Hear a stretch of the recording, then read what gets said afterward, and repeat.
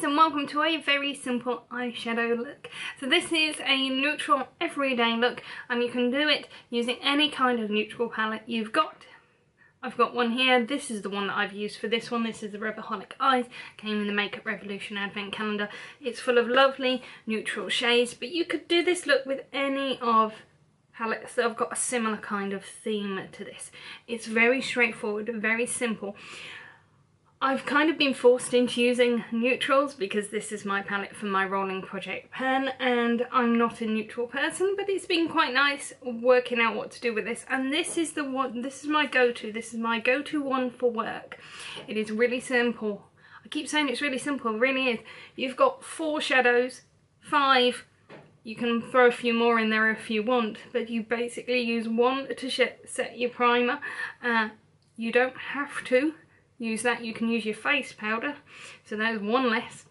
You've got a transition shade which you use to set the shape, and then you've got one to just slightly darken the outer side, and then you've got one that you can put on the mobile lid. I've used the shimmer shade in here, but you don't have to use a shimmer shade. You can use one of the matte colours on the other side that's slightly lighter, and then you can use a highlight, and again that can be matte. I again have used a slightly shimmier shade because that's just me. It's a really simple and straightforward look, and this is how I did it. So I'm starting off as always with an eyeshadow primer because I have oily eyelids, and also it'll make your eyeshadows pop, so it's always worth doing that.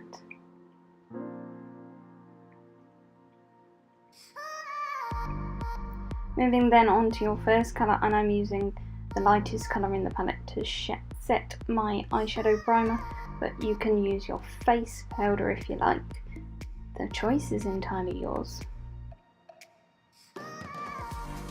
Then on then to the transition shade, and this is going on my crease. You'll notice that isn't actually where my eye crease is, it's just above it, and you're creating a false kind of eyeshadow crease really.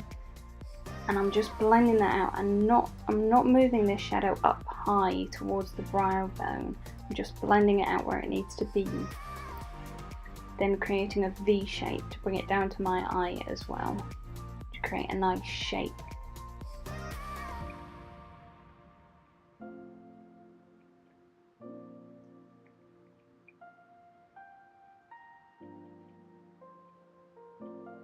I'm actually using the same brush and choosing a slightly darker eyeshadow. I'm just popping that in the outer corner to deepen that outer corner, and I'm not putting it quite as far across as the transition shade at all, just on the outer side. I'm blending it up a little bit. Here I'm taking a clean blending brush to clean out the edges, and then the shimmery light shade for my brown bone. You can use a matte highlight for this one if you want, but I like my shimmer. Same brush as the highlight brush, I'm now using it on the pink shade to go on the mobile lid. This can be made into a cut crease if you want to be fancy, but perfectly for everyday use, just all over the mobile lid for a nice look.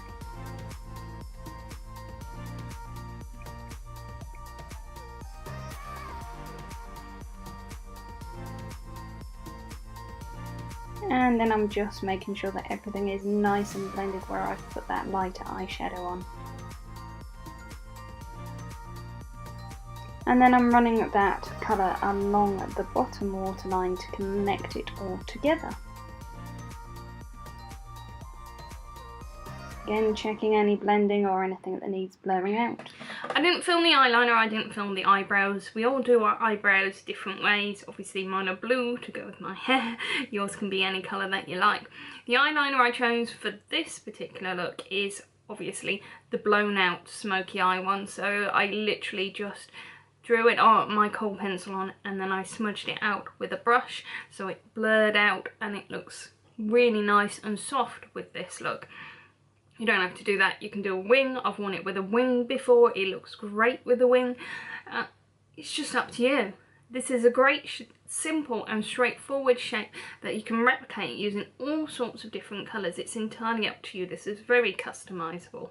Anyway, I hope you enjoyed this video. You know what to do, my lovelies. TTFN.